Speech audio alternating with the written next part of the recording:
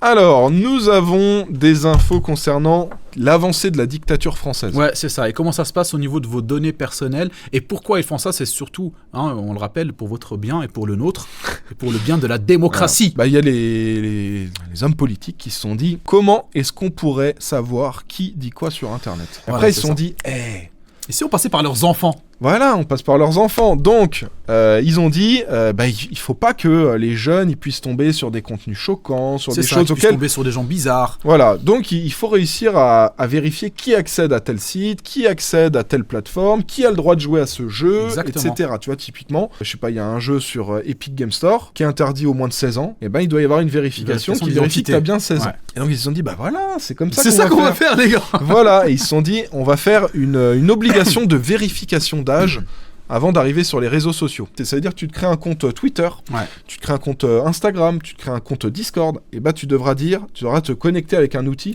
qui vérifie ton âge. Et bien sûr, ce sera un outil de l'État, de l'État français, ce qui leur permettra de dire, ok, ce pseudo sur Twitter, c'est telle personne.